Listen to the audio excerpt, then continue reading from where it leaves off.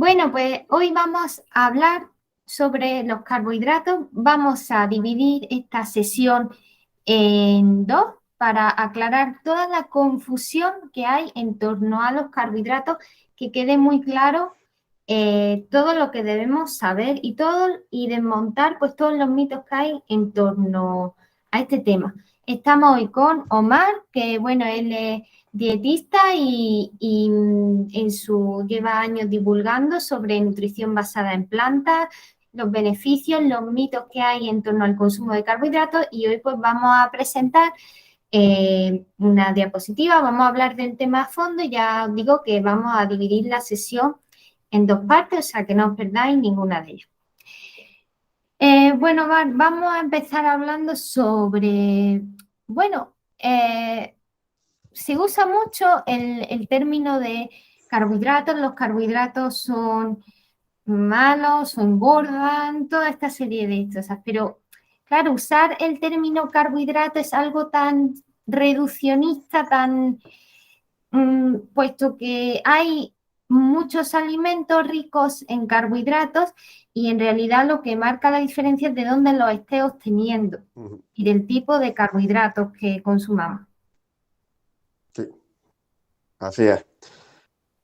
Normalmente creo que el mayor problema, ¿no?, a la hora de los carbohidratos y todos los mitos que vamos a ir hablando es que la mayoría usa el sinónimo de carbohidrato y azúcar, porque al final es cierto que el azúcar pues contiene carbohidratos, como la glucosa y la fructosa, pero los carbohidratos son mucho más que monosacáridos o disacáridos, no simplemente son glucosa y fructosa, no simplemente es la sacarosa, sino que es un macronutriente que obviamente necesitamos para una salud óptima y que se encuentran principalmente en los alimentos que podemos catalogar o relacionar con que nos aportan una mayor densidad nutricional.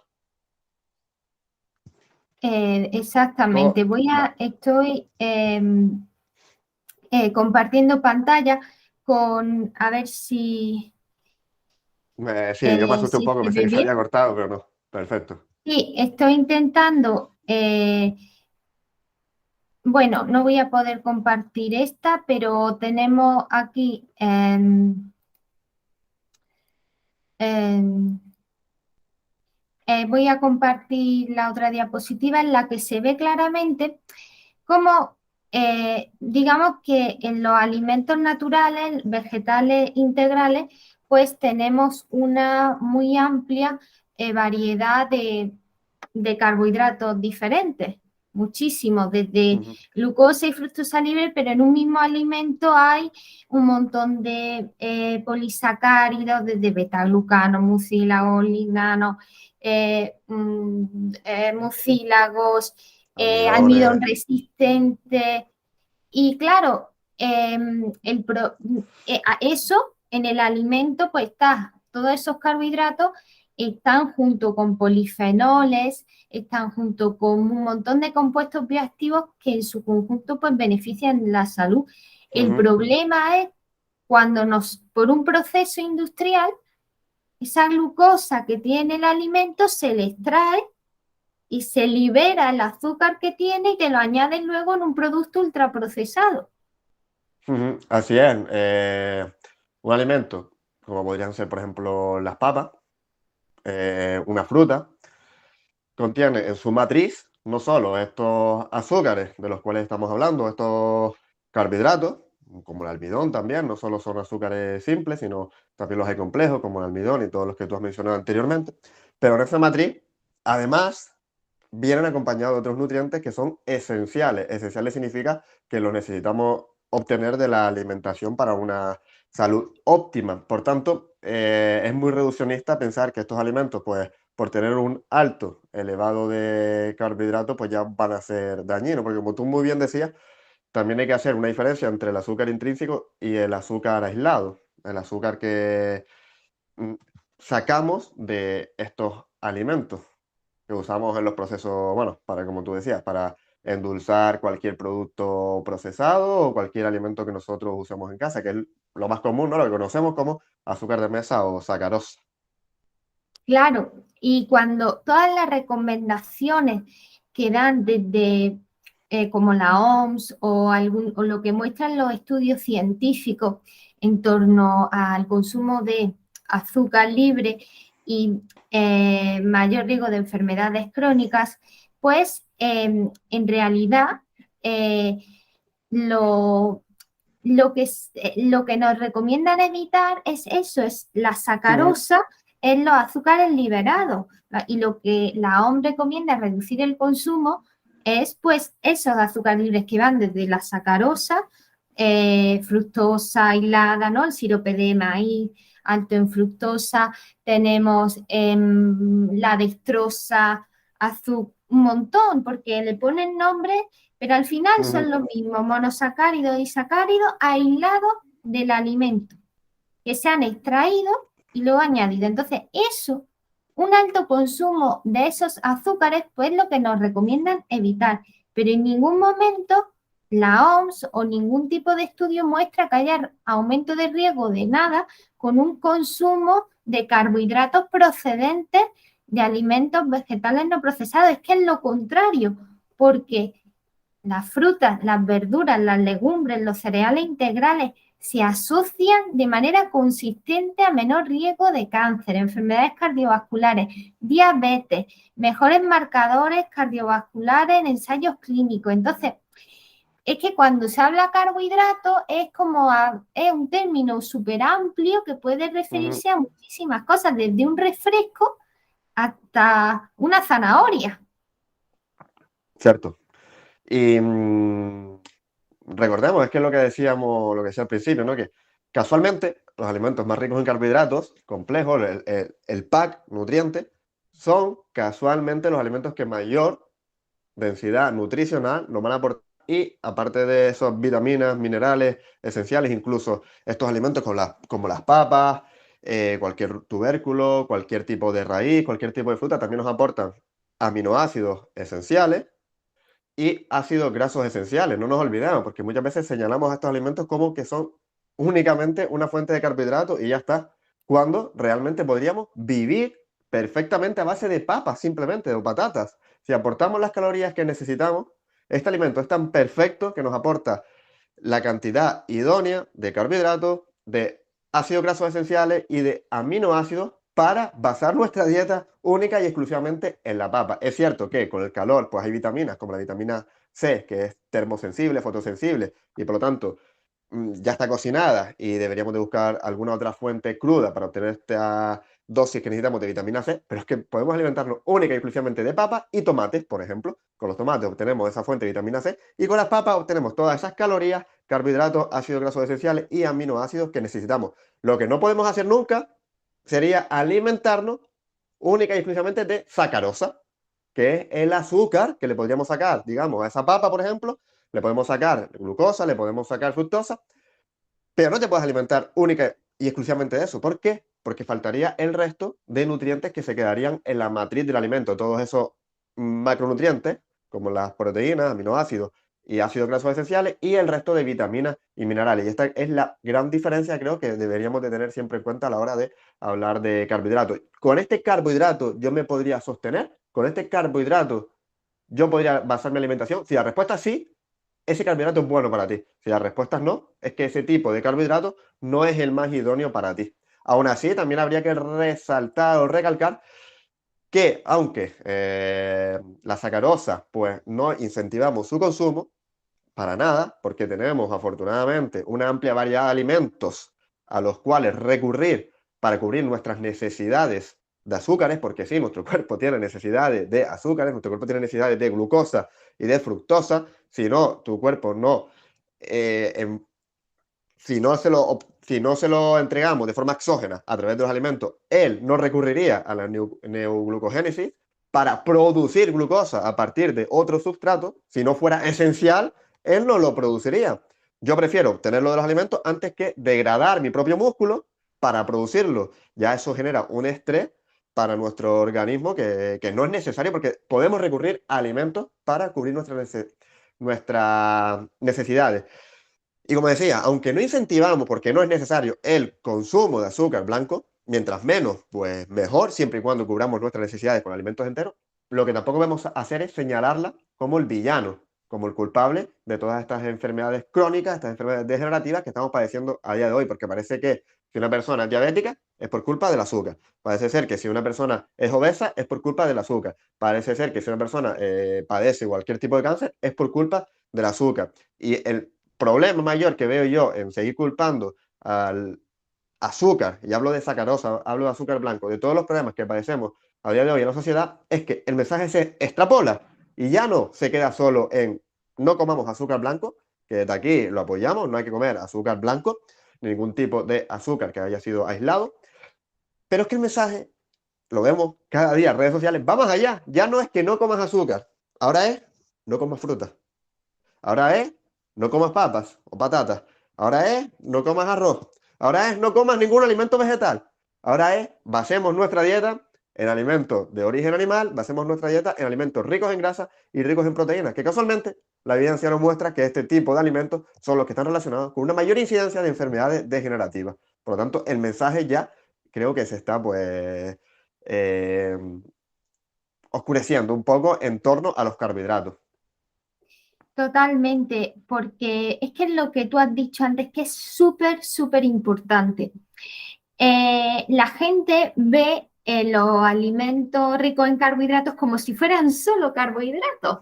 Dice, no, la papa, yo es que me hago una comida que es carbohidrato, grasa, proteína, y me pongo el pollo, me pongo la papa, me pongo, ¿no? Diciendo que... Y los alimentos naturales no van así, porque los vegetales integrales, en un mismo alimento encontramos, como digo yo, de todo. Desde una, todos los alimentos vegetales integrales tienen ácido graso, tienen todos los aminoácidos que necesitamos. Lo que pasa que, claro, la cantidad de esos aminoácidos puede ser menor que la de los productos de origen animal, pero eso no es un problema, porque lo que se trata es que nosotros consumamos a lo largo del día una cantidad adecuada de aminoácidos que logramos o consumiendo mucha cantidad de un mismo alimento vegetal integral o combinándolo y comiendo a lo largo del día una variedad de cereales, tubérculos, fruta y mucha verdura. Entonces, en un mismo vegetal integral tenemos no solo un almidón, no, es que tenemos muchísimos tipos de carbohidratos, de un montón de fibra, es brutal, Cierto, fibra también. polifenoles, vitaminas, minerales, otros compuestos bioactivos. Entonces, claro, esos son alimentos que si tú los comes, pues es que es una alimentación 100% vegetal, integral, como la que seguimos nosotros, que es lo que se ha demostrado que más se relaciona con mayor esperanza de vida, con menor riesgo de enfermedades crónicas, porque las poblaciones más longevas del mundo, como los adventistas del séptimo día, eso es la alimentación que llevan. Y entonces, comparar una patata, un boniato o una fruta con los carbohidratos que encontramos en un bollo, pues es que eso no tiene nada que ver porque Y los alimentos naturales no procesados de origen vegetal, pues cada uno tiene, es un pack inigualable, pero los productos ultraprocesados son una mezcla de ingredientes, es decir, cogen la grasa yo qué sé, de la semilla de girasol y ya tienen el aceite. Cogen el almidón de un grano integral y lo convierten en una harina refinada. Cogen el azúcar que estaba intrínseco en una remolacha y ya tienen la sacarosa y todo eso lo mezclan y sí, ese producto tendrá carbohidratos, proteínas y grasas, pero de la peor calidad. Y Y eso, también un punto importante, porque ahora decías con lo del donut, que si le echan el azúcar, y es cierto, pero también hay que darse cuenta que la mayoría de productos procesados, es cierto que tienen un alto contenido en azúcar, pero es que lo que más tienen es un alto contenido en grasa. Por ejemplo, las papas fritas, las papas de bolsa. Todo el mundo, no, eso no lo toques, eso es malísimo. Es cierto que es malo, pero no por lo que la mayoría piensa, que es porque es un carbohidrato. Si miramos la información nutricional, vamos a ver que las mayor calorías de esas papas proceden de la grasa, no proceden de los carbohidratos, proceden de la grasa. Y pensamos todavía que estamos comiendo carbohidratos, cuando lo más que estamos comiendo cuando comemos un producto procesado son grasas. Y todavía seguimos señalándolos como los culpables por el contenido en azúcares, que ya lo vemos, ¿no? Cada vez hasta se incentiva más el producto procesado sin azúcar. Ahora usamos edulcorantes, como el aspartame, y parece ser que la mayoría ve esto como seguro. Ahora, como no tiene azúcar este producto, me lo puedo comer, este producto procesado. Y por eso creo que el mensaje de sin azúcar, no al azúcar, aléjate del azúcar, el azúcar blanco te mata, creo que es muy reduccionista y excesivo, porque al final estamos viendo al villano donde no es. Y el villano es los productos procesados y productos de origen animal. Esos son los villanos. No, el producto procesado no es malo porque tenga azúcar. Es malo por todo lo otro que tiene. El azúcar podría agravar el problema, pero es que no es el principal de los problemas. A mí personalmente me preocuparía más los edulcorantes artificiales. A mí personalmente me preocuparía más todas esas grasas saturadas, ese colesterol que puede tener, esas grasas trans. Me preocuparía mucho más que los 5 10 gramos de azúcar que pueda tener un producto procesado. A mí personalmente me preocuparía más. ¿Por qué? Porque el azúcar en ningún momento se ha relacionado con ninguna patología realmente. No hay evidencia que relacione el azúcar con el cáncer, por ejemplo, algo que preocupa a muchas personas. No hay evidencia, pero sí hay evidencia que relaciona las grasas trans, por ejemplo. O que pueden, bueno, los edulcorantes, ya cada vez hay más evidencia de una relación directa, incluso con la diabetes, que supuestamente se intenta usar estos edulcorantes para evitar o prevenir la aparición de diabetes que erróneamente se ha relacionado con el consumo de carbohidratos o de azúcar. Claro, a ver, es que lo que hay que tener claro es que cuando nosotros comemos azúcar blanco o algún azúcar libre, no es que pase nada súper tóxico en el cuerpo. Lo único que ocurre es que, al igual que cuando uno toma alimentos ricos en carbohidratos, la glucosa la asimila, la absorbe a nivel intestinal, suben por tanto los niveles de glucosa en sangre y luego por la acción de la insulina, esa glucosa puede acceder al hígado y puede acceder al músculo y se empaqueta en forma de glucógeno, que al final pues la manera en la que está almacenado los carbohidratos en nuestro cuerpo y que utilizaremos como sustrato energético. Cuando tú ingieres un alimento vegetal integral rico en carbohidratos, la absorción de esos carbohidratos es más lenta por la fibra, tienes polifenoles y otras cosas, ¿no? De vitaminas, minerales y todo eso va a tener un efecto biológico en tu organismo, puesto que esos polifenoles pueden modular la microbiota, el metabolismo de la glucosa, entonces va a obtener una respuesta metabólica mucho mejor. Sin embargo, cuando tú ingieres azúcar, azúcar libre, no te va a pasar nada raro, simplemente es que esa glucosa la absorbe más rápido y se almacena como glucógeno. Y solamente si te hartas, pero ya de una manera de locura, en el contexto de una dieta hipercalórica, ese sobreconsumo de azúcar libre, que luego lo explicaremos con más detalle, podría dar lugar a una síntesis de triglicéridos, pero aún en ese caso de dieta hipercalórica, con un montón de azúcar libre, aún en ese caso la síntesis de triglicéridos no sería algo que diera lugar a mucha grasa corporal, ni mucho menos como luego vamos a explicar. Entonces, al final, el azúcar, ¿por qué la OMS no lo dice que hay que moderar su consumo? Pues porque no tiene, a ver, si tú tus calorías las obtienes del azúcar, no las estás obteniendo de la fruta, la verdura, las legumbres, que como hemos dicho son un pack perfecto para tu salud y vas a obtener nutrición completa y beneficios. Sin embargo, si tú lo estás obteniendo tus calorías de azúcar libre, de sacarosa, ¿no? De azúcar blanco o de jarabes de esto, al final lo que estás teniendo es pura glucosa o pura fructosa y glucosa sin nada más. Y entonces estás añadiendo calorías de alguna forma vacías y eso al final hace que tú tengas una dieta de peor calidad y hace que sea fácil que tú a lo largo del día consuma un exceso de calorías porque eso no te llena y hace que los platos estén más ricos y coman más y que esos ultraprocesados sean más palatables. Entonces, al final del día, el azúcar pues contribuye a que tenga una ingesta excesiva de calorías, que eso es lo que en última instancia te puede llevar a ganar peso. Sí. Pero entonces por eso no lo recomienda la OMS y por las caries, porque si te hartas también de azúcar libre te pueden salir caries. Pero eso es lo que muestra la evidencia, pero no hay evidencia que muestre una relación causal consumo de azúcar y diabetes, ni consumo de azúcar y cáncer. O sea, azúcar libre y cáncer, ni azúcar libre y diabetes, ni nada. Que pueda favorecerlo de una vía indirecta porque su consumo de mucho azúcar pueda promover la ganancia de peso y eso es lo que en última instancia aumenta el riesgo de cáncer y de diabetes por la lipotoxicidad.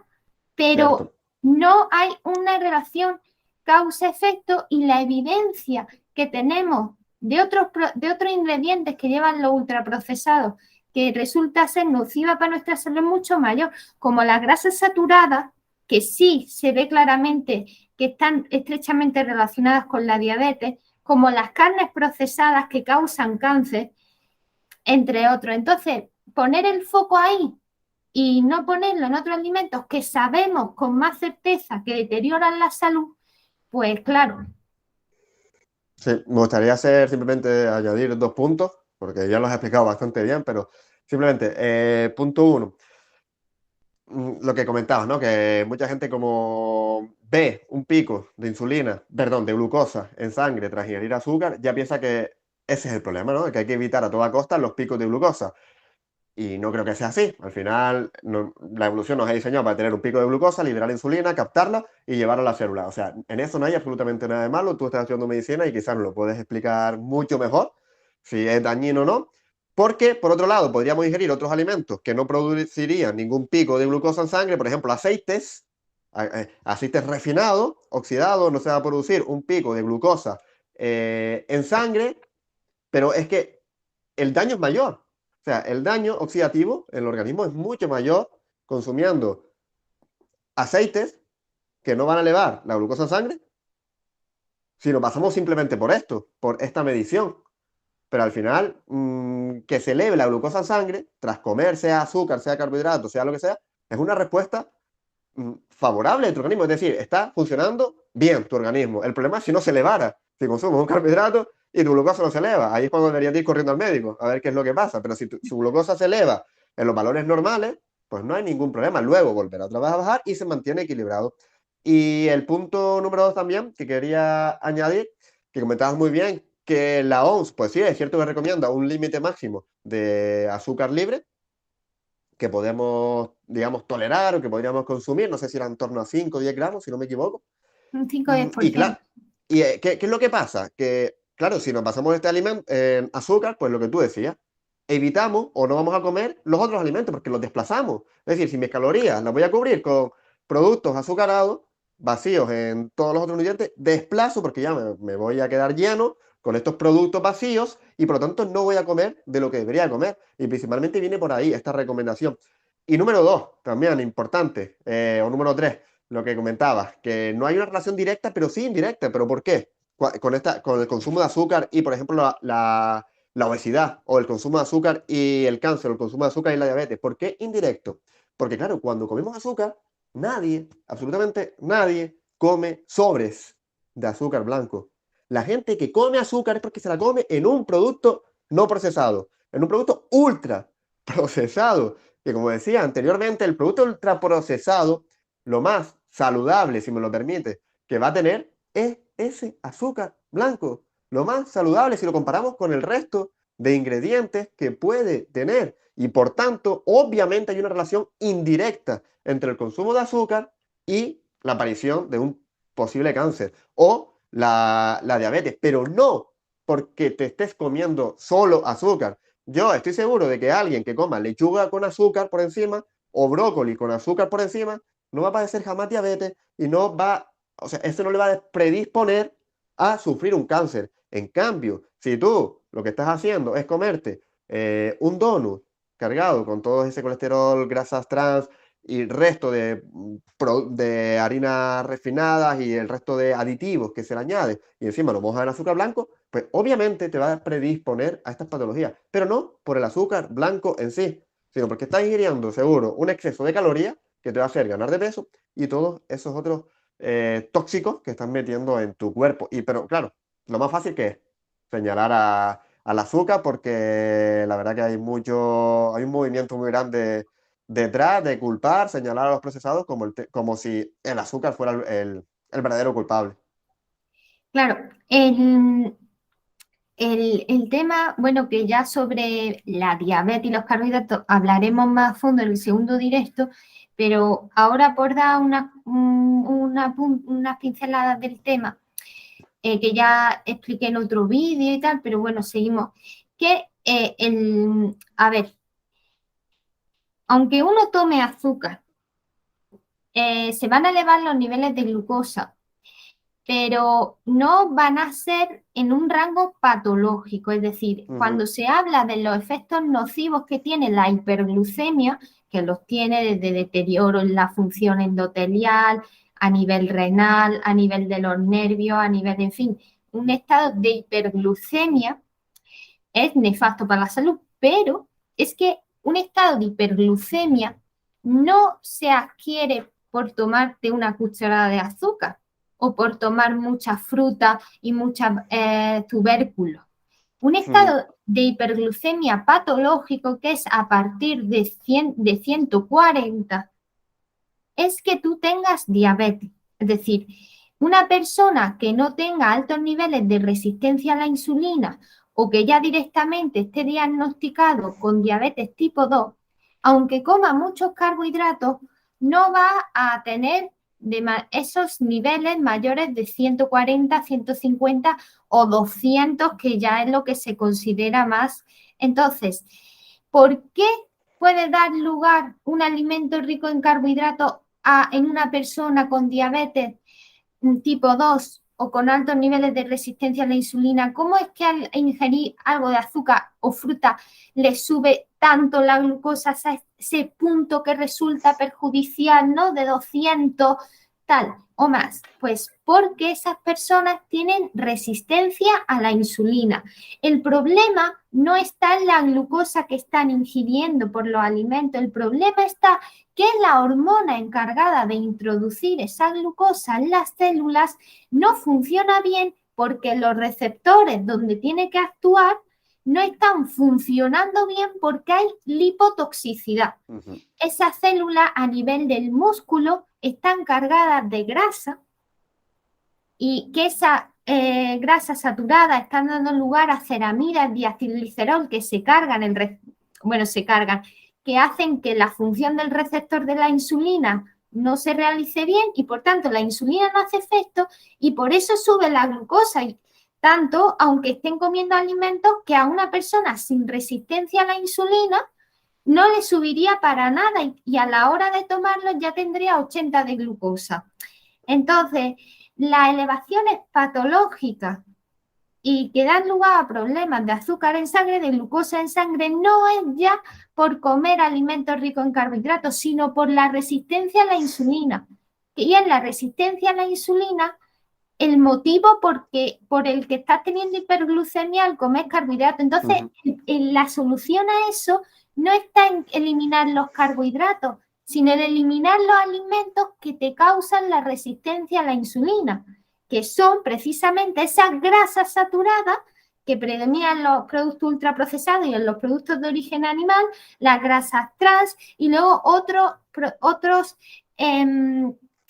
compuestos presentes en los alimentos de origen animal que se ve que causan resistencia a la insulina, que están relacionados, como el hierro hemo, los H, etcétera, etcétera. Entonces, el azúcar en sí no causa diabetes.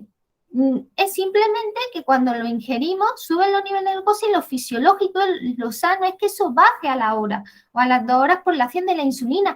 El problema está si la insulina o no produce suficiente porque tenga diabetes tipo 1 o bien no te haga efecto porque tenga un estado de lipotoxicidad, y eso se resuelve no quitando los carbohidratos, sino quitando las grasas animales, los productos de origen animal, que son y todos los ultraprocesados. Sí, yo creo que ha quedado bastante claro. Porque y luego de eso hablaremos en el próximo directo sobre esos ensayos clínicos que se han hecho, y ya podré compartir la pantalla porque ahora es que no me deja, en fin, pondremos la dieta del arroz, del doctor Kemper, de todo eso, porque es súper importante. Es muy importante, porque Es muy importante. Es que lo que acabas de comentar, que culpamos al azúcar cuando vemos esos niveles de hiperglucemia. Y claro, la gente, pues, ¿qué es lo primero que intenta hacer? A quitar los alimentos ricos en carbohidratos. Que también hay que recordar que la población no es que lleve una dieta muy rica en carbohidratos realmente, porque la población se alimenta de productos procesados principalmente, y como decíamos al comienzo, unas papitas de bolsa, cualquier cosa que estemos comprando a día de hoy, lo que más va a tener es grasa. ¿Y qué pasa? Que se ha puesto muy de moda las dietas keto, dietas low carb. Y claro, estas personas, es cierto que si tú llevas una dieta baja en carbohidratos, te mides tu glucosa, no vas a tener un pico de glucosa en sangre. Es normal. Pero esto no quiere decir que eso sea saludable. ¿Por qué? Porque cuando tú hagas la prueba de tolerancia oral a la glucosa, que si no me equivoco, corrígeme si es así, es la prueba estándar, Están, ¿no? La sí, prueba de oro claro, para ver si una persona es diabética, tiene resistencia a la insulina o no. Cuando tú hagas esta prueba que consiste en beber agua y azúcar, como estás bebiendo tú, pero si tú bebiendo ahora, pero no estarás bebiendo azúcar, sino no agua. si ponemos azúcar en ese agua, es la prueba de tolerancia oral a la glucosa. Si tú llevas una dieta keto, donde has perdido tolerancia a los carbohidratos, te has generado resistencia a la insulina, ¿qué pasará cuando hagas esta prueba? Te va a dar un pico de glucosa en sangre. El azúcar, yo lo decía, desde que me he tomado este agua de azúcar, miren mi glucosa, hay que llevar una dieta keto, no se puede. No, no, yo lo hago, lo he hecho en mi casa, la prueba, que tengo el glucómetro, me tomo mi agua y azúcar, y a la media hora mis niveles están 100, 105, y ahí se quedan, no pasa nunca de 110 como mucho, y es azúcar libre, con agua que es lo más fácil para, digamos, para poder absorberse, ¿no? Para pasar rápidamente la sangre y que me diera esa hiperglucemia. Y no, por lo que tú comentabas anteriormente, al final disminuyes esa, digamos, esa capa grasa alrededor de la célula, la insulina funciona mucho mejor, tus receptores están libres, están limpios, y esa insulina puede abrir las puertas de las células para que esa glucosa acceda a su interior. Y ya no se queda solo en el agua y azúcar, lo habrás visto en las redes sociales. El que lleva la dieta keto se come un plátano y muestra sus niveles de glucosa. Mira, es que Claro, 140, media hora después. Claro, pero es que has que perdido tiene tolerancia a resistencia a los la insulina. carbohidratos, y te has generado una resistencia a la insulina brutal. Preocúpate por eso. Es decir, si no eres capaz de comerte un plátano y mantener unos niveles, o cualquier tipo de fruta, y mantener unos niveles de glucosa estable, es normal que después de comer un carbohidrato tengas una ligera hiperglucemia. Es que es normal, es normal, es normal. Si no, como decía, vete al médico, preocúpate si no se te eleva. Pero luego, otra vez, la homeostasis te lleva a tener tus niveles normales. Si por cualquier fruta tienes un pico elevado, es mala tolerancia, has perdido la tolerancia a los carbohidratos y te has generado una enorme resistencia a la insulina. Porque yo no estoy hablando de que pases la prueba de tolerancia a la glucosa, sino la prueba de la fruta, que la gran mayoría que lleva una dieta keto no es capaz de comer fruta y mantener un nivel estable de glucosa. Y eso es preocupante, creo. Bastante preocupante, diría. Claro. Es Porque que te, te, te aleja de comer los alimentos más nutritivos. el objetivo no es, no, porque dicen es que para evitar el exceso de insulina, porque si comen muchos carbohidratos producen mucha insulina y la hiperglucemia y todo este rollo. El objetivo no es que tú no produzcas insulina, el objetivo no es que tengas la glucosa y que no te Mm, ingieras nada que te la suba. Lo que queremos es que nuestro cuerpo funcione bien. Y nuestro cuerpo, lo que va, ¿cómo sabemos que en este aspecto funciona bien? Que pues que tenga un buen metabolismo de la glucosa, es decir, que la cantidad de insulina que produzca sea la mínima necesaria para introducir la cantidad de carbohidratos que te han metido en la célula, es decir, que el ratio insulina-carbohidrato sea sí, óptimo. Es decir, si un exceso de insulina ocurre cuando hay resistencia a la insulina. Es cuando se va a producir muchísima cantidad de insulina para introducir la cantidad de carbohidratos que te han metido en la célula. Entonces, lo que tú quieres es que esa insulina, que tenga mucha sensibilidad a la insulina, que esa insulina haga muy bien su acción y por tanto se producirá justo la cantidad necesaria para que esos carbohidratos, que ya es glucosa en sangre, se introduzcan en la célula. Cuando nosotros tenemos a una persona que se come un plátano y ya por eso produce una cantidad desorbitada de insulina, el problema no está en el plátano. El problema está en que la insulina de esa persona no hace su acción. Sí, el problema está en la persona. Entonces, una persona sana es aquella que se toma un plátano de fruta y a la hora tiene 80 de glucosa o 90, porque eso muestra que ha producido poca, que la insulina que tiene le ha hecho efecto. Sí. Y que Un metabolismo perfecto de la glucosa. De manera fisiológica y adecuada. Sube un poco y luego va bajando de una manera gradual. Tampoco que te dé una hipoglucemia, porque si te da una hipoglucemia ya es que has producido mucha. No, que produzcas la cantidad óptima de insulina. ¿Y eso cómo se hace? Pues con una correcta función pancreática, que tus células no estén con un exceso de grasa, que no tengan lipotoxicidad. Y una dieta basada en plantas te ayuda a todo eso, a que el cuerpo funcione bien. Sí, al final es que dieta basada en plantas, rica, es que al final, bueno, iba a decir rica en carbohidratos, pero es que una dieta basada en plantas al final... Ricas son que pienses en vegetales integrales, Claro, y y al no te final... comas el coco con carbohidratos, grasas, proteínas, es. porque esos alimentos, tal y como son perfectos.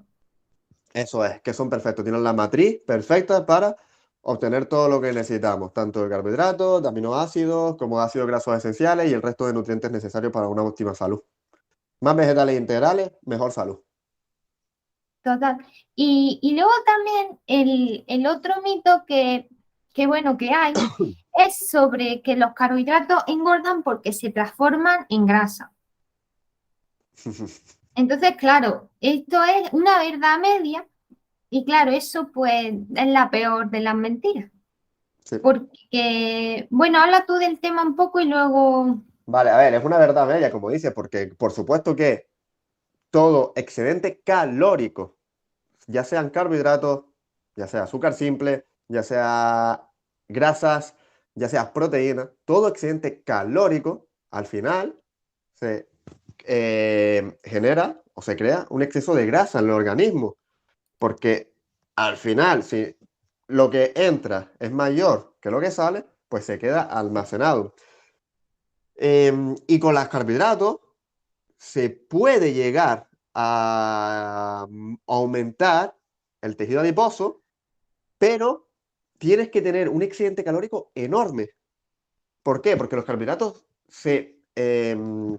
digamos que se queman o se metabolizan muy fácilmente y a través de la respiración y a través del sudor somos capaces de expulsar, digamos, calorías, de metabolizarlos de forma muy eficiente. Es muy eficiente el carbohidrato de carbono, hidrógeno y oxígeno. Por lo tanto, el cuerpo es muy eficiente a la hora de metabolizarlo y eliminar, digamos, ese excedente. Yo he hecho pruebas en mí empíricas de excederme, digamos, con los carbohidratos y al final del día, cuando digamos que he excedido mis calorías, pero cuando hablo de exceder mis calorías es quizás 1500 y hasta casi 2000 calorías más de las que necesito, es que sudo, o sea, estoy toda la noche sudando, genero calor y es que mi cuerpo, o sea, mi propio cuerpo está tratando de eliminar esa, digamos, consumo excesivo de carbohidratos en este caso. Pero ni aún así, ni aún comiendo en exceso, he llegado yo jamás a tener sobrepeso por consumir carbohidratos, porque es muy, muy difícil consumir muchos carbohidratos, a no ser que recurra al azúcar blanco. Y aún así va a ser pues bastante difícil. Es mucho más fácil tener un excedente calórico y por lo tanto ganar peso en forma de grasa con alimentos ricos en grasos, como el aceite. Porque recordemos que un gramo de carbohidratos son solo 4 kilocalorías. En cambio, un gramo de grasa son 9 kilocalorías, que es más del doble. Por lo tanto, una cucharada de azúcar vamos a tener muchas menos calorías que una cucharada de aceite de oliva, por ejemplo, por poner un tipo de aceite. Y el aceite es muy fácilmente sobreconsumible. porque siempre bañamos las ensaladas, cualquier verdura y ya, además, si lo usamos para freír y demás. Pero, como tú decías, verdades a medias. Sí se puede tener un excedente o ganancia de peso en forma de grasa comiendo carbohidratos, pero tienes que pasarte con las calorías y no mover el cuerpo. O sea, es que es algo súper, súper difícil porque también se ha visto que la persona que lleva una dieta basada en plantas, cuando hablamos ya de alimentos integrales, de carbohidratos no aislados, sino en el alimento, tienen un menor índice de masa corporal. ¿Por qué? Porque es muy difícil consumir un excedente de calorías en una dieta basada en plantas, por el tema de la saciedad que tienen estos alimentos. Por lo tanto, ya de forma indirecta, va a ser muy difícil ganar peso si te alimentas de alimentos integrales, de los que podemos catalogar o catalogar a la mayoría de personas como carbohidratos, porque la saciedad de estos alimentos, por ejemplo, la papa es el alimento patata que mayor índice de saciedad tiene. Por tanto, por mucho que tú quieras comer, se va a resultar pues difícil. Pero sí, es cierto que si tú tienes un excedente calórico muy elevado,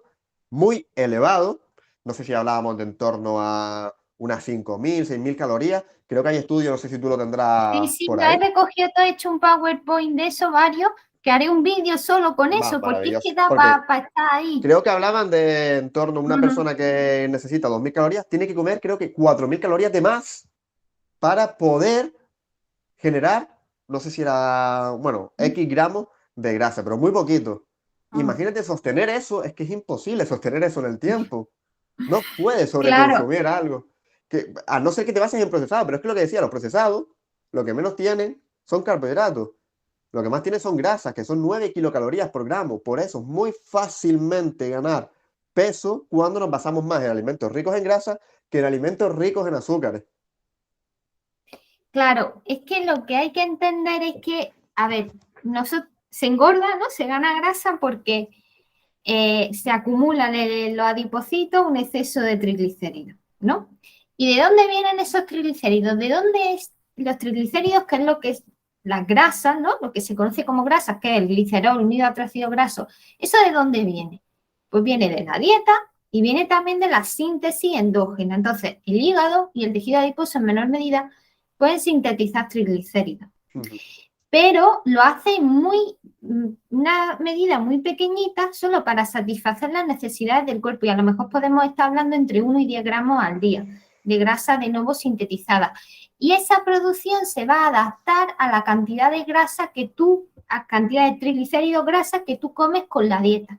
Si tú haces una dieta muy rica en grasa, el hígado no se va a poner encima a sintetizar, sino que esa síntesis de nuevo se frena.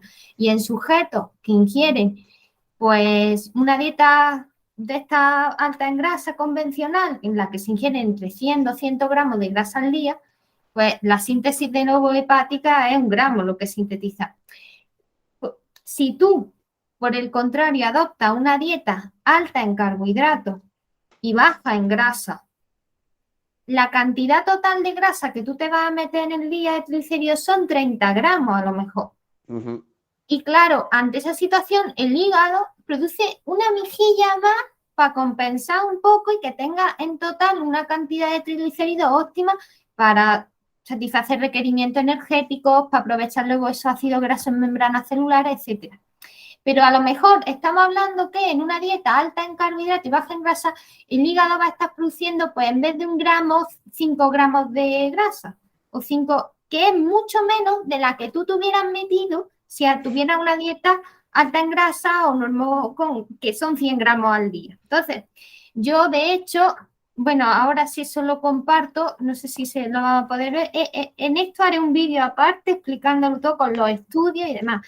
Pero en definitiva, que cuando se adopta una dieta normocalórica alta en carbohidratos y baja en grasa, se sintetiza un pelín más de grasa por parte del hígado que cuando adopta una dieta muy alta en grasa, pero por el simple motivo de que, claro, en una dieta baja en grasa estás metiendo muy poquita grasa, entonces el hígado Ujú. produce una mejilla más para mantener correcto equilibrio, pero es que es mucha menos de la que tú tuvieras metido con esa dieta con un contenido normal o alto en grasa. Cierto. Y al fin, bueno, ¿Y qué pasa? Que cuando entonces la lipogénesis de nuevo es que es un proceso costoso para el cuerpo, que requiere bastante energía, un tercio de la energía se va por el camino. Y al final es una ruta que el cuerpo no le gusta, no es su principal manera de, no es algo que le interesa oxidar los carbohidratos, acumularlos en forma de glucógeno y oxidarlos. Y la lipogénesis de nuevo solamente se incrementa, como tú has dicho, hasta un punto que puede dar lugar a un incremento de grasa corporal. Cuando hablamos eso de 5.000 calorías o 4.000 calorías de azúcar, además, que el exceso de calorías venga de azúcar, de azúcar blanco, no de carbohidratos, de vegetales integrales, y encima, aún en ese contexto, la grasa sintetizada de nuevo es poca. sí. Y entonces nos preguntamos, entonces, ¿por qué esa gente con esa dieta hipercalórica ha engordado tanto? Pues porque no se habrá engordado, la grasa que se habrá ganado no es fruto de haber convertido los carbohidratos en grasa, sino de que la grasa que han comido no la han gastado, porque el exceso de calorías ha hecho que usen los carbohidratos que tienen un exceso, que usen parte de la grasa excesiva que se han metido y parte de grasa no la gastan y eso es lo que engorda. Y las personas, cuando tú le analizas el tejido adiposo, tienen la composición de ácidos grasos que tiene su dieta. Porque Cierto. la grasa que comemos, la grasa que llevamos principalmente. Total. Y principalmente se engorda por la grasa que se come y no se gasta. Es que sí, a ver, es que yo no sé, es algo simple al final. La gente o sea, se preocupa por la conversión de algo tan ineficiente como son los carbohidratos en grasa, como ya bien decías tú, que es un mecanismo que el cuerpo pues le crea trabajo y no quiere hacerlo, y no se preocupa por la grasa que estás comiendo, no te das cuenta de que no se tiene que transformar en nada, que ya se Está almacena, hecho, o sea, es directa que al ya tejido está, o adiposo. sea, ¿cómo va a ser el cuerpo tan a preferir la ruta metabólica de convertir un macronutriente en otro, con lo complejo que es, en vez de guardar ese macronutriente que ya le llega en forma de grasa? O sea, es que es un poco ya esto es sentido Claro, común, simplemente. lo que hay que entender es que si tú estás en condiciones normocalóricas, la grasa que tú comas no te va a engordar porque la Sí, grasa cierto, se puede cierto. oxidar. Los triglicéridos que obtienes de la dieta se meten en el adipocito principalmente, se van también en cierta manera al músculo y eso se puede oxidar y obtener energía. Pero que si tú estás con un exceso de calorías, la grasa Eso que es. tú vas a ganar es que parte de la grasa que te estás metiendo la guarda el cuerpo y usa como sustrato energético esos carbohidratos y esos otros sustratos que tiene. Y bueno, yo de esto ya haré un vídeo específico con todas las referencias porque ahí he estado, tengo todos los ensayos clínicos porque esto no es algo que no Genial, estemos porque hace falta, inventando, hace falta. sino que tengamos que estos se han hecho estudios metabólicos de custodia y ensayos clínicos randomizados controlados demostrando esto. Entonces, lo haré en un vídeo aparte. Y aparte, otra cosa importante es que se habla, pues eso, que si la síntesis de no y tal, pero cuando tú haces una comida alta en grasa, solo una comida alta en grasa, hace que los triglicéridos en la sangre se eleven muchísimo, porque claro, si tú has comido muchos triglicéridos, hasta que esos triglicéridos llegan a los adipocitos y ahí se queda, ¿no? Y se llena la sangre de kilomicrones que transportan. Y esa hipertrigliceridemia postprandial ha demostrado, que también lo haré en ese vídeo que voy a hacer, en varios ensayos clínicos, pues disminuir la dilatación mediada por flujo, aumentar el estrés oxidativo en el endotelio, causar inflamación postprandial, es decir, se considera hasta un factor de riesgo cardiovascular, se considera que está asociado a mayor riesgo de enfermedad cardiovascular ese momento de hipertrigliceridemia postprandial. Se habla mucho de eso de que si los carbohidratos te van a subir los triglicéridos, cuando eso solo ocurre a partir de azúcares simples y en cantidad, Y no se habla de que todas esas comidas altas en grasa que la gente come a diario, porque como una típica comida de huevos fritos con un poco de carne y papas fritas y no sé qué, entonces eso te va a causar ya justo después de comértelo un estado de resistencia a la insulina, deterioro de la salud arterial, esa hipertriglicemia. Sí, inflamación, digamos, también. Sí, Pero sí, al final endotoxemia. es difícil hacer un estudio, ¿no? Al nivel plasmático postpatrial. Y la gente Pero lo se ha fácil hecho, es. si hay un Sí, montón, no, no, hay pero digo en casa, en casa. Sí, hombre, sí, en se la ha hecho, casa, claro. claro. En casa es prácticamente imposible. Pero ¿qué es lo que sí podemos hacer en casa? Pues medir la glucosa. Eso lo puede hacer la mayoría. Como eso Y sí, nos pues ya quedamos está. con un único parámetro. Pero claro, es lo que tú dices, hay que mirar todos los demás parámetros, porque a lo mejor que te suba la glucosa, si es lo único, entre grandes comillas, malo de una comida y todos los otros parámetros se mantienen en esa homeostasis, pues ni tan mal es esa comida. Ahora bien, si tu nivel de glucosa, que es lo único que mide, pues se mantiene estable tras tu comida, pero no has sido capaz de poder evaluar todos los otros marcadores de salud, que a lo mejor, pues, como tú decías, pues pandrialmente, pues se han disparado, pero tú en casa no lo vas a poder medir, pues igual esa otra comida te está haciendo más daño, pero es que tú te estás quedando solo con un marcador, que es el que puedes medir en casa, que es el tema de la glucosa. Y esto se ha visto también que hay ensayos clínicos con el tema del huevo, que el huevo postpandrial, cuando lo comes y te hacen una medición a las pocas horas, el colesterol se eleva. El colesterol se eleva, pero luego vuelve a esa homeostasis y tú te haces tus analíticas 8 o 9 horas después de haber comido y por lo tanto tu nivel de colesterol, bueno, parece que está dentro del rango, que tampoco es saludable, pero bueno, el rango oficial. Pero si hacemos una medición postpandrial, pues nuestro colesterol se ha disparado después del consumo de alimentos ricos en colesterol, como en este caso pues podría ser el huevo. Lo que a las horas vuelve otra vez a la homeostasis, a equilibrarse, digamos. Es que, claro, el cuerpo son muchas cosas a la vez, muchas reacciones bioquímicas Cierto. y fisiológicas. Es tantas moléculas que hay en el cuerpo que reducirlo a un solo parámetro y tal, pues es un error. Por eso, cuando Ujú. a la hora de recomendar alimentos, tenemos que basarnos en varias cosas. Primero, en estudios, ensayos clínicos que determinen parámetros cardiometabólicos desde colesterol, triglicéridos, glucosa, insulina, resistencia a la Proteínas insulina, reactivas etcétera, también, lipotoxicidad, el peso enzimas corporal, hepáticas. muchas cosas.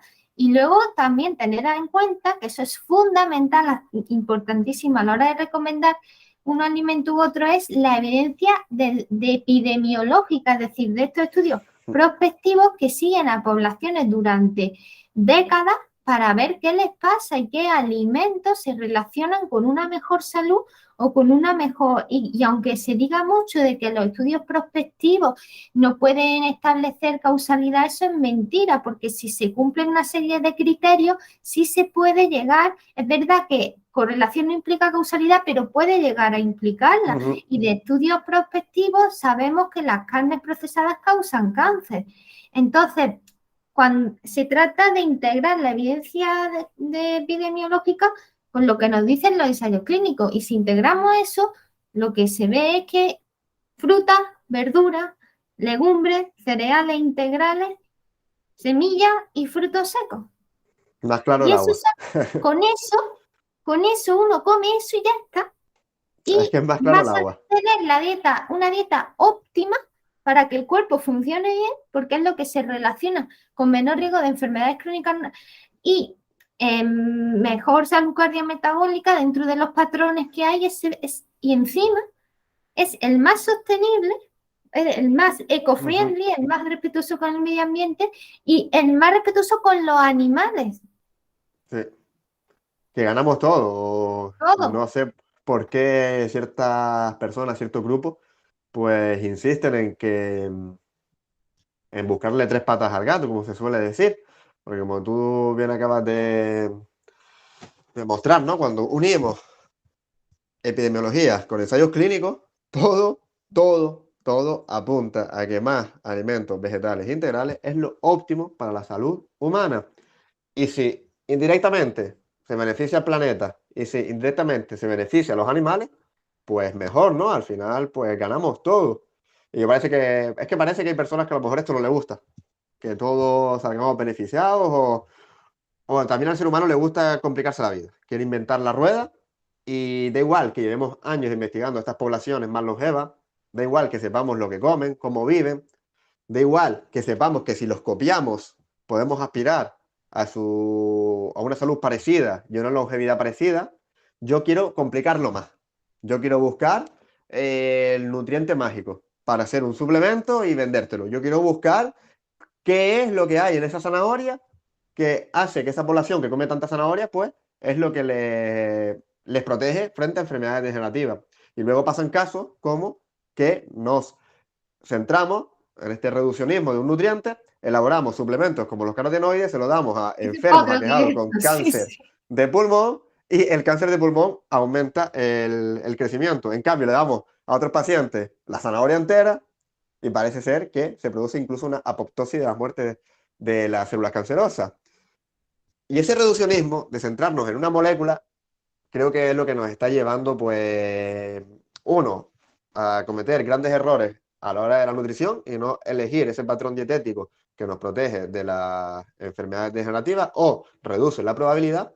Y dos, complicarnos la vida y hacernos gastar dinero en cosas que no necesitamos. Y al final, cuando las personas tienen dudas, que también es lo que interesa, generar dudas en la población, pasan de todo.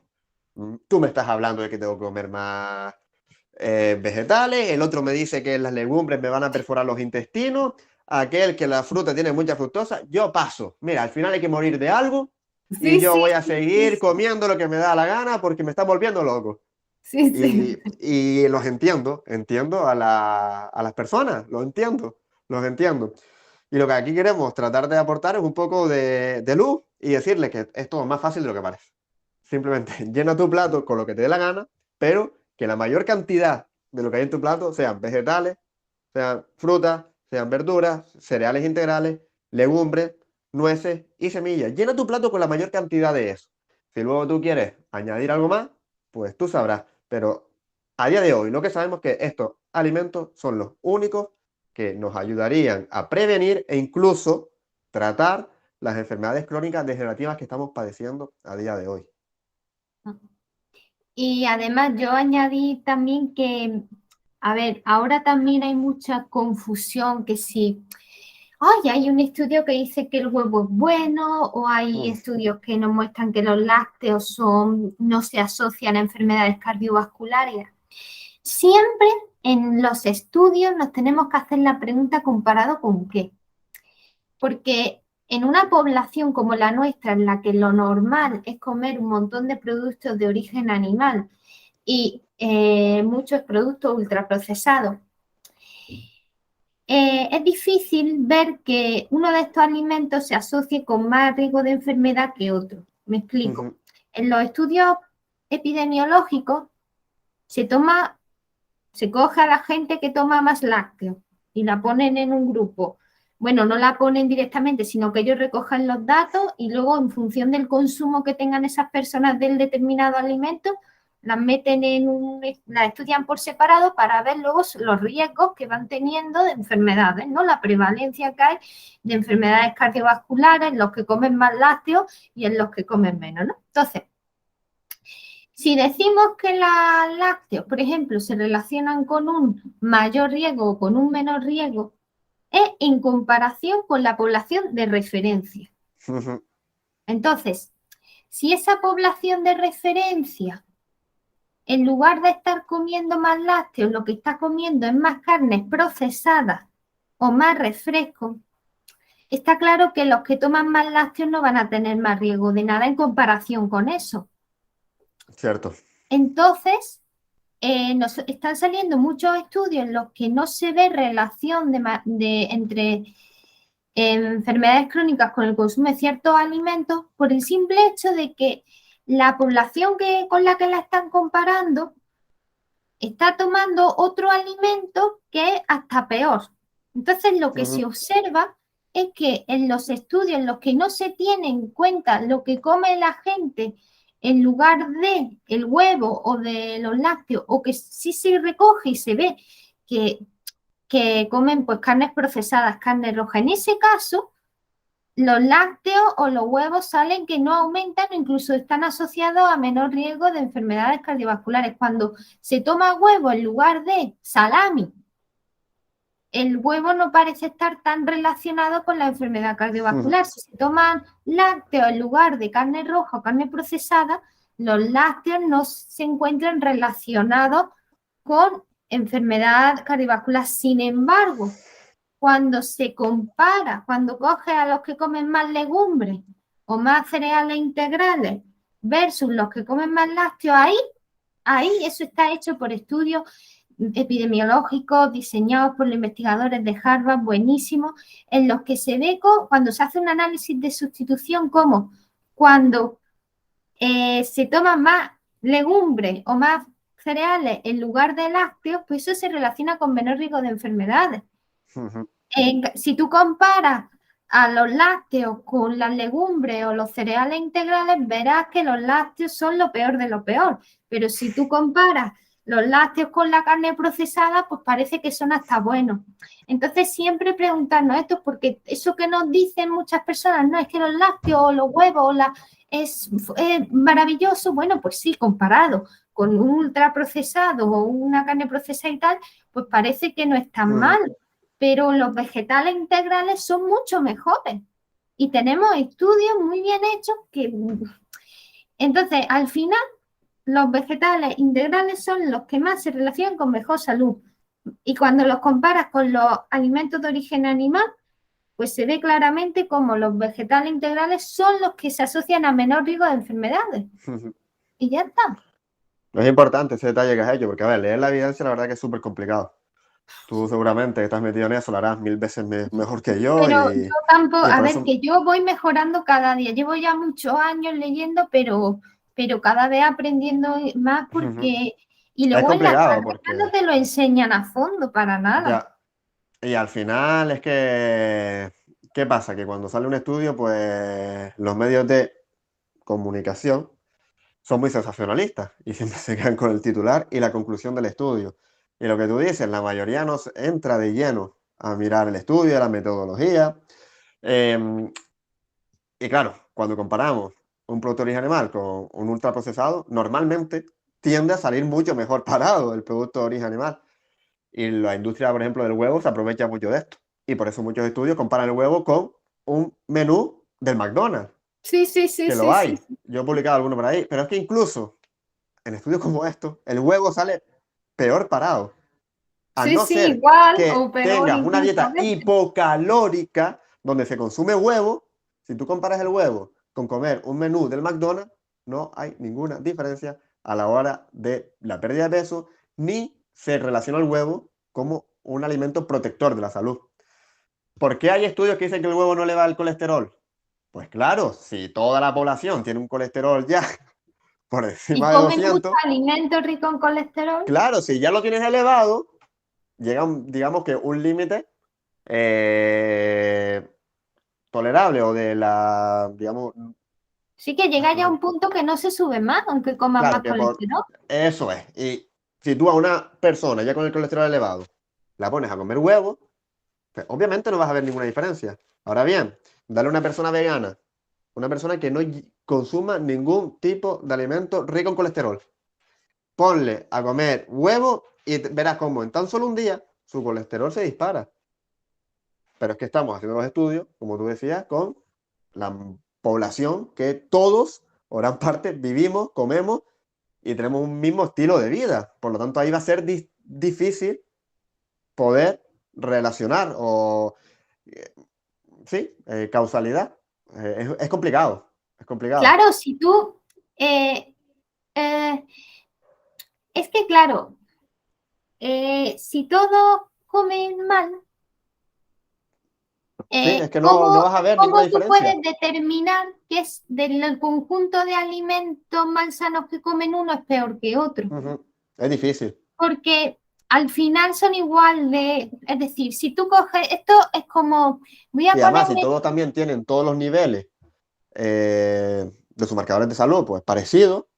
Si claro, ponemos el colesterol, pues el límite en 200, porque la mayoría de la población lo tiene entre 180 y 220, pues es que es difícil, no se puede, o sea, es muy difícil pero lo que vienes diciendo, de distinguir cuál es el alimento que causa el daño. sí, es que claro, si tú tienes a una población, ¿no? Vamos a poner un ejemplo así simple. Si tú tienes a una población que comen muchas chucherías y otros comen mucha, bueno, que sí, que comen mucha chuchería y otros que comen más bien bollería industrial Ujú, y otros que comen mucho, pues eso, grasa saturada y tal. Pues, a ver, si tú quieres estudiar el efecto nocivo de las chucherías, pues comparándolo con eso, pues los que comen más chucherías, lo estás comparando con gente que come menos chucherías, pero come bollería y ujú, come más mantequilla. Entonces va a ver ahí que las chucherías se asocian con algo malo, ¿no? Porque claro, el riesgo es lo otro es igual de malo, lo que está comiendo la referencia es igual de malo. Entonces tú no vas a poder decir, vas a ver que la incidencia de eventos cardiovasculares en el grupo de las chucherías es la misma que en el otro grupo y vas a decir, las ujú, chucherías no son malas, claro, porque lo estás comparando con gente que no está comiendo eso, pero está comiendo una cosa igual de mala o peor. sí, Y eso es lo que pasa en muchos estudios. Entonces siempre tenemos que ver qué población de referencia. Si tú el huevo o la leche lo estudias en los adventistas del séptimo día, verás cómo la leche es que se asocia como uno de los trabajos que a un mucho mayor riesgo de cáncer de mama, el huevo a mayor cáncer, a mayor ujú, riesgo de diabetes, todo eso. ¿Por qué? Pues porque la población que ellos están cogiendo de referencia ya es una población que come sano. sí. Entonces ahí sí puedes ver, pero si estás comiendo más mantequilla y el otro está comiendo más, pues eso, helado, pues Y después también tenemos ensayos clínicos como el que hizo el doctor Esselstyn, que no sé si fueron unos 12 años o 18 de seguimiento con 21 pacientes aquejados de enfermedad cardíaca. Y cuando los puso en una dieta 100% basada en plantas con alimentos integrales, baja en grasa, sin ningún tipo de aceite, su paciente mejoraba y consiguió un mayor flujo sanguíneo al corazón y revertir pues esa placa de ateroma y revertir en todos sus pacientes, creo que falleció uno, falleció dos que habían dejado la dieta marcada por el doctor. Por tanto, es que estudios hay, tanto epidemiológicos como ensayos clínicos. Otra cosa es que ya la gente pues no los quiera ver o o no lo trate de sepan buscar interpretar, excusas porque a o veces no lo sepa, los cierto. estudios pueden ser muy liosos y puedes llegar Sí, al sí, punto de decir este dice una cosa y este otra. Si tú nada más que te basas en las conclusiones, te tienes que ir a los números, te tienes que ver el claro, estudio de pe a pa, sí. porque es que si no te lo ves de pe a pa, tú no puedes sacar conclusiones ni puedes de verdad saber lo que el estudio te quiere decir. Tienes que verlo de pe a pa y saber interpretarlo, Es que porque, lo que está pasando es que esto de los estudios está llegando a todo el mundo, pero no todo el mundo pues ha tenido la formación porque claro, necesaria, porque ni siquiera una persona que haya estudiado una carrera de ciencias de la salud, si no se forma por su cuenta, no, en una asignatura que tenemos de bioestadística no se aprende todo esto. Entonces, ya, al final hay luego hasta especialidades médicas y de máster en salud pública, en epidemiología y medicina preventiva. O sea, que es que esto hay personas muy formadas que son las que hacen estos estudios, que entienden mucho de estadística, que llegar, que esto no es algo que lo pueda saber todo el mundo que está en Instagram ujú, en un rato, leerse. No, sí, este es un trabajo de años. Yo llevo leyendo, por ejemplo, estudios desde los 15 años por ahí y tengo 20, ya llevo 5 años y ahora con la carrera y aún así tengo que seguir aprendiendo un montón de bioestadística porque veo que todavía, a ver, que tengo muchas cosas que aprender, muchas de esto, y que vea a personas que es que no es una cosa que se aprenda en 2 días. Sí. Yo mismo te digo que a lo mejor muchas veces incluso peco, porque es que es complicado. No, y yo Eh, misma, a veces algo se te escapa de un... ya. Es que es muy Pero lo que no complicado. podemos también, porque también es que yo creo que nos perdemos y nos liamos con tanto estudio y queremos ahora un estudio para todo. Queremos incluso un estudio para saber que si me tiro de un sexto piso, pues me voy a matar. O sea, hay cosas para las cuales pues ya no necesitamos más estudios, creo que Eso no sí que necesitamos ya no más hace estudios para saber falta que la Tierra más. es Con redonda, lo que no necesitamos tenemos más es estudios para saber que existe la gravedad, no necesitamos más estudios para saber que comer más frutas, verduras, cereales integrales y legumbres nos van a proteger, es que no necesitamos más estudios. Yo creo que ya se hace ya hay porque al final se ha demasiado, convertido en ya un se sabe. marketing, ya esto de estudio es casi un marketing a día de hoy. Sí. Y Esto luego, es, no aparte, hace yo falta más. recomiendo desde aquí, porque también cuando uno no te sientes abrumado con tantos estudios y demás, lo mejor es irte a entidades científicas sin conflictos de interés de carácter Cierto. internacional que recogen eso y te dan una guía basada en las recomendaciones. Y entonces la Eat Lancet Commission, que recomiendan pues una dieta basada en plantas liderada por Walter Wheeler, que ha sido pues director del Departamento de Nutrición de Harvard. La Eat Lancet Commission hay un informe donde explica, hace un resumen súper claro de por qué hay que adoptar una dieta basada en plantas, de que hay que comer desde... Ellos proponen desde una dieta flexitariana o totalmente vegana. Luego tienes el American Institute for Cancer Research, el Instituto Americano de la Investigación contra el Cáncer.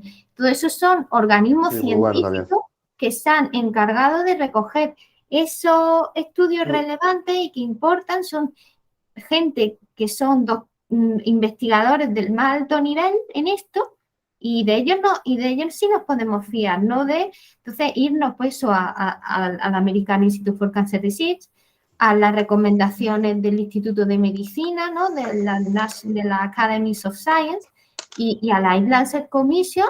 Y bueno, luego la OMS lo que dice, lo pasa que no se mete muy de lleno y las recomendaciones del American Institute for Cancer Research son más completas y luego también la American Dietetic Association con su documento que explica lo de la dieta vegana, su adecuación. Es decir, que hay ciertos organismos, que no todos, porque hay algunos que no son completamente libres de interés, pero irnos Claro. a los que no tienen relación ni siquiera gubernamental, sino que son entidades científicas